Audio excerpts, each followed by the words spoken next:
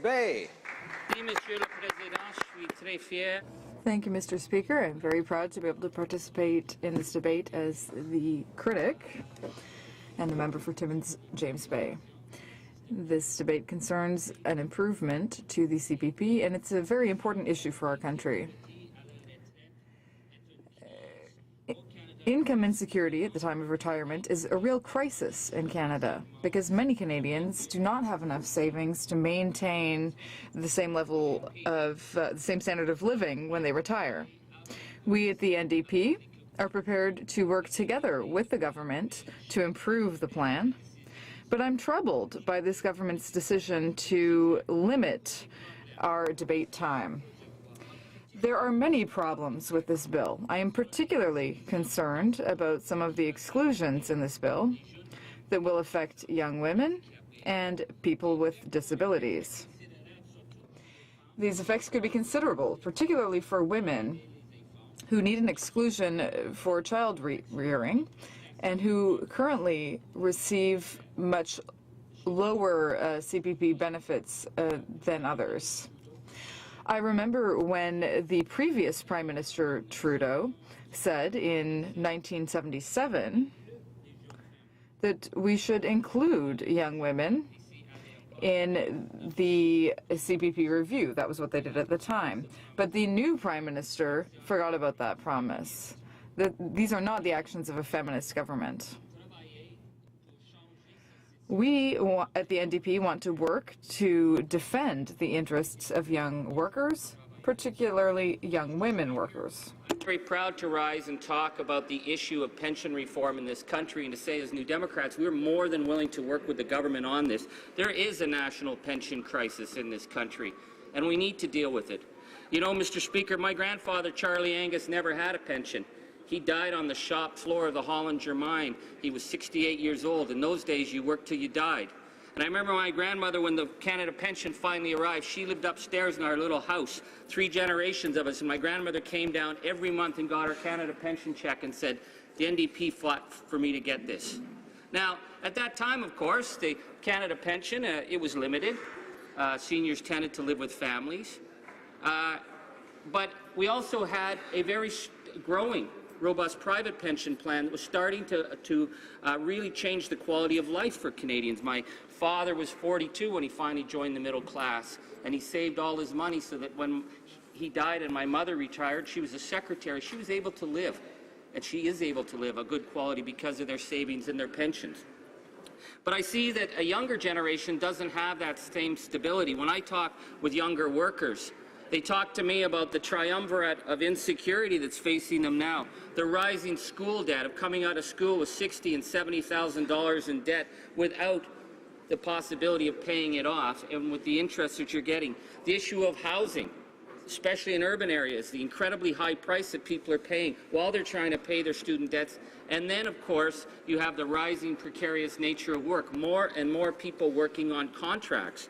My Conservative colleagues are always talking about, well, you know, let people make choices. They can make savings. They talk about the RSPs and everything else. And that's great if you've got money. And they look after their friends, so they don't tend to understand what it's like. If you're a contract worker and you put a little bit of money aside and then you're in between work, well, then you have to eat into those savings. A good friend of mine says, you know, in Toronto, you're one bike accident away from poverty because you're living in these perpetual cycles of contract work. So we have to find, as a nation, a way to start changing this situation. And I'm certainly pleased to see that this government has been willing to address the fact that CPP has not kept up. The fact that the vast majority of people are not even getting the maximum contributions. And even if you got the maximum contributions on CPP, it's not enough to live on. But I'm very concerned, Mr. Speaker, about the exclusion, the dropout provisions in this that are leaving particularly young women and people with disabilities excluded. Now, in 1977, then Prime Minister Trudeau the Elder talked about, when they were doing the reform of CPP, about the importance of making sure that they protect the interests of women who step outside the workforce to raise children, because young mothers, young women are already enormously at disadvantage in work. Men tend to get promoted because they know if you promote a woman, well, she may take time out for childbearing years. It affects her overall income. So the need to protect their pension contributions, especially as more and more women are living at this age alone. They need that support. And we're seeing, Mr. Speaker, that 30% of women are now living in poverty, and it's increasing year by year. And yet only 4.5% of women are able to even get the maximum contribution of CPP. Only 18% of men get it. So this is a system that should work, but it is clearly not working.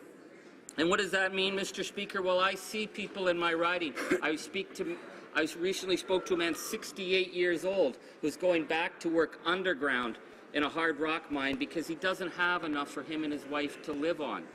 We need to look at dealing with this. So I'm concerned that the government has chosen to ignore the issue of the dropout provisions. This is something we can fix in the House. I'm very, very disturbed, Mr. Speaker, that this government has shut down debate on this. To hear the finance minister tell us that he's at somehow a stalemate in this House, I find is shocking. It shows to me a dismissive arrogance. I suppose maybe at a certain point members of Parliament are going to have to pay $1,500 and go to the CEO of Shaw or Rogers or some other company and meet with the finance minister one-on-one to share our concerns.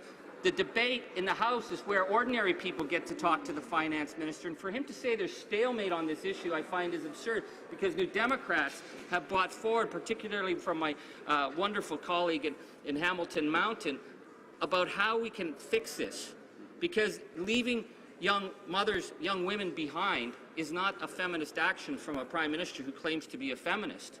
So, you know, Mr. Speaker, we see a government that believes that they can run on slogans, they can run on selfies, they can run on Hallmark card political aphorisms, but within the House, we have to be able to find ways to work together to say there are problems. And this isn't about a weakness in the government. Any government that brings forward legislation, there will be problems. The role of the House of Commons is to suggest how we can fix it. So fixing those dropout provisions for people with disabilities, for young mothers, is a way of making this a more progressive response. Is it enough? No, certainly it's not enough, Mr. Speaker. The pension crisis and the pension insecurity in this country is a very serious issue. We have to start dealing with issues at the ground level of student debt. We have to deal with issues of social housing. We have to deal with the issues of the clawbacks to guaranteed income supplement for senior citizens. We have to talk about the amount of people who can't pay for their dental work. But that's a conversation we can have, and it can be an ongoing conversation. What we need to talk about right now is what we're doing with CPP, which is clearly insufficient to meet the needs of 2016 and the next generation of workers. But we also need to say that, yes, this does something right, but it's doing something very wrong, because it is penalizing young women who will be stepping out of the workforce to have children. And when we do that, Mr. Speaker, if the government does that, they are putting in a systemic injustice that in the coming years, when those young mothers grow to retire, that they will have suffered more in terms of their earnings. And if we look at it now, we can see the trajectory with 30% women retiring in poverty today. We should be trying to diminish that level of poverty, not augmenting it by a clear problem that can be fixed. So, Mr. Speaker, I'm worried about my colleagues on the other side getting very dismissive about debate, getting a little arrogant. Order. Order. My apologies to the honourable member for Timmins James Bay. No, we're not done yet. We still have another minute and a half. It's way too noisy in the House here. I recognize. Order. Order. It's way too noisy in the House here. We still have a minute and a half left for the honourable member for Timmins James Bay, and I appreciate we're just before question period and member statements, but there's just way too much noise. I could barely hear the honourable member, and the honourable member for Timmins James Bay does have the floor. He has a minute and a half left, and we'll go to him now. The honourable member for Timmins James Bay. Thank you, Mr. Speaker. You know, I have enormous respect for you, and certainly I was worried that my honourable colleagues weren't listening just as I was getting to the real point. The real point, Mr. Speaker, is today it's been fascinating. I've seen my honourable Conservative colleagues invoking the poor. Now, you know they're always in trouble when they start to say how much they love the poor, but I'm seeing my honourable colleagues on the Liberal side saying they're feminists while they're leaving young mothers behind. We can certainly do better than this, Mr. Speaker, and it's about why don't we all work together and fix a flawed bill so that we can go back to Canadians and say, within this House, we can actually make positive change that will make things better. And this government shutting down debate and saying that they're somehow at a stalemate just because people are exposing some of the bogus lines they're coming up with, that's not credible, and that's certainly not how we need to move forward in 2016. Thank you, Mr. Speaker. As always, greatest respect.